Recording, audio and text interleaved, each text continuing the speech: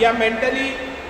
कोई भी विषय या कार्यक्रम कराने के लिए उनके पास बहुत सारी सुविधाएं हैं, और उनके पास सबसे अच्छी सुविधा है जो आप लोगों को भारत सरकार या मध्य सरकार ने नहीं दी, वो एक पत्र जारी करते हैं,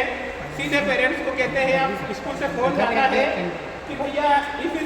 कंपटीशन के लिए या इस प्रतियोगिता के लिए आप पैसे जमा करा दो। अब उनके पास प्राइवेट स्कूलों के पास ये सुविधा है और आप वो जमा भी करवा देते हैं और पेरेंट्स दे भी देते हैं। ठीक इसके विपरीत आप सब लोगों के पास ये सुविधा नहीं। आप कोई भी अगर कार्यक्रम कराना चाहो, जैसे उदाहरण के लिए यहाँ पर हमारे महिला शिक्षिकाएं बैठी हैं, आप कोई भी कार्यक्रम आयोजन कराओगे, सपोज करो आपने कोई नाटक करवाई, बच्चों का डांस करवाया या ऐसा कोई भी आप एक्टिविटीज़ कराते हो, तो उनके लिए बेसिक चीज़ आज के समय में जो सुविधाएं उपलब्ध है उनके अनुसार कोई भी ड्रेस आप लेके आओगे 200-400 रुपये से कम उनका किराया नहीं रहेगा। अगर मान लो 10 जनों का ग्रुप है और उन 10 जनों के ग्रुप का अगर आप कोई कार्यक्रम करा रहे हो बच्चों का, तो 3000 रुपये। अब 3000 रुपये ना तो हमें सरकार दे रही है, ना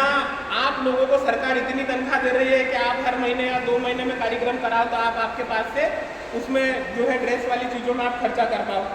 क्योंकि ऐसी परिस्थितियों में कई एक्टिविटीज़ वाले कार्यक्रम आपके द्वारा उनके नहीं हो पाते, क्योंकि उनके पेरेंट्स की स्थिति भी इतनी मजबूत नहीं है कि वो बच्चों के ऊपर महीने 2 महीनों में 1500 रुपये या 1000-2000 रुपये खर्चा करते हैं। ऐसी स्थितियों में आपको भारत स्काउट गाइड आपके विद्यालय स्तर पर, जिला स्तर पर हर जगह ये अनुमति प्रदान करता है कि जो अगर आपके विद्यालय में फंड है, उस फंड का आप एक्टिविटीज़ में उपयोग करें। हर विद्यालय में अपना बजट बना हुआ है। भारत स्काउट गाइड की कुछ राशि जिला संघ में आती है, कुछ ब्लॉक में जाती है, कुछ स्टेट में जाती है, कुछ संभाग में जाती है।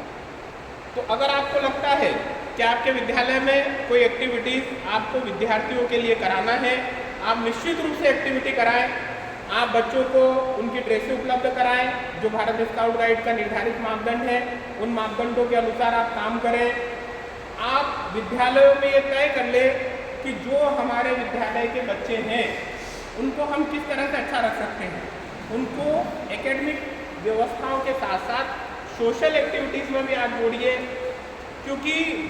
कहा गया है आप हम सब लोगों का नॉलेज, यहाँ जितने लोग बैठे हैं हम सब लोगों में अगर मान लो कोई मंदसौर शहर का है तो उसके लिए गर्व की बात है। वो गर्व की बात सिर्फ इसलिए है कि उसे पहली से लगा के कॉलेज तक की एजुकेशन एक ही शहर और एक ही स्थान पर मिल गई,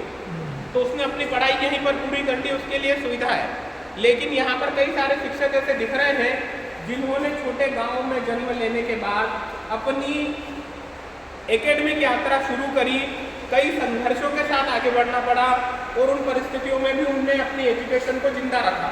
और जिंदा रखकर अपने आप को स्थापित करना। कई बार कई अंतर आ जाते हैं शहरी विद्यार्थियों में और ग्रामीण विद्यार्थियों में, सरकारी स्कूल के बच्चों में और प्राइवेट स्कूल के बच्चों में।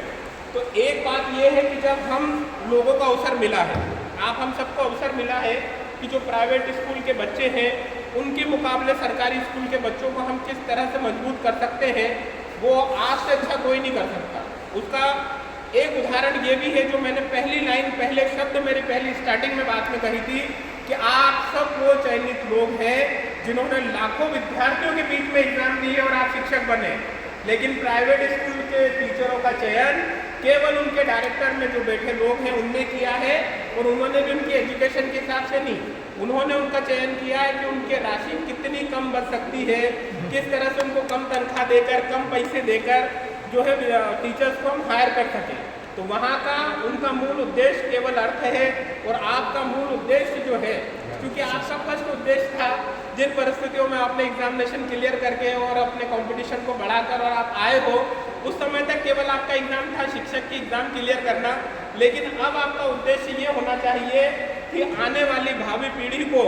आप आपके जीवन के जो कटु अनुभव हैं, अच्छे अनुभव हैं, बुरे अनुभव हैं, जिन परिस्थितियों से आप गुजर के आए हैं, उन परिस्थितियों के अनुभव आपके सामने जो बच्चे पढ़ रहे हैं उन बच्चों को परिस्थितियां न झेलना पड़े, इसके लिए आप मजबूती से काम कर सकते हैं। दूसरी सबसे अच्छी चीज़ ये है कि हमें सरकारी बच्चों को किस तरह से आगे अच्छे कार्यक्रम कराना है, इस पर विचार करना चाहिए। तो इसके लिए सबसे अच्छी सुविधा है, जैसे अभी हमारे यहाँ पर MLB स्कूल से, MLB से कोई आया क्या? नहीं आया। MLB से हमने 2 टीचर को एक भारत श्रेष्ठ भारत, ऐसा राष्ट्रीय स्तर का भारत स्काउट गाइड का कैंप कोटा में आयोजित हुआ। तो वहाँ के लिए हमने MLB से छात्राएं गई हैं, मोतीपुरा से छात्राएं गई है और क्यामपुर से छात्र गए हैं, ऐसे और कनगट्टी, ऐसे 4-5 विद्यालयों से पूरा दल बन के गया है वहाँ पर। बच्चों को और हमको भी, आज हम सब यहाँ पर बैठे हुए हैं आपके लिए और हमारे लिए और बच्चों के लिए। मैं एक बात कहूँगा जिससे हो सकता है आप सब लोग सहमत हो। हमें हमारे जीवन के अनुभव तब प्राप्त होंगे जब हम हमारे घर की 4 दीवारी छोड़कर मोहल्ला क्रॉस करेंगे, मोहल्ले से शहर क्रॉस करेंगे, शहर से जिला क्रॉस करेंगे और जिला क्रॉस करने के बाद जब हम प्रदेश घूमेंगे या देश में घूमेंगे, जितना हम कहीं ना कहीं हमारी आरामदायक स्थिति से बाहर निकलेंगे तब कहीं जाकर जीवन का वास्तविक अनुभव हमें होगा। तो जो बच्चे हमारे हैं, अगर वो बच्चे कहीं कैंपों में जाते हैं, किसी आयोजन में जाते हैं, किसी कार्यक्रम में जाते हैं, उन्हें नए नए दोस्त मिलेंगे, नए नया अनुभव मिलेगा और जीवन में कुछ कर गुजरने की क्षमताएं होंगी। इसके लिए केवल एक उदाहरण अंततः मैं दूंगा, आखिरी उदाहरण मेरा, उससे आप सब लोग सहमत भी होंगे कि यदि माता केकैया के वचनों के अनुसार राजा दशरथ राम भगवान को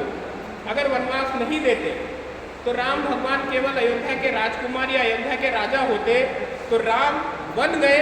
इसलिए बन गए, अगर वो अपनी यात्रा 14 साल के संघर्षों में नहीं गुजारते,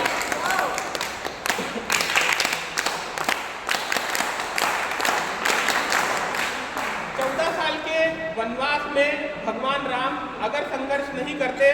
तो वो अपने आप को राम से भगवान राम मर्यादा पुरुषोत्तम राम तक नहीं बना पाते। तो व्यक्ति के जीवन में जब संघर्ष, चुनौतियां और इस तरह के विषय जब आते हैं तब आदमी निखर के आता है। निश्चित रूप से आपके पास जो विद्यार्थी हैं उनमें पोटेंशियल है, वो कुछ कर गुजरना चाहते हैं, बस यदि आप उनको श्री कृष्ण की तरह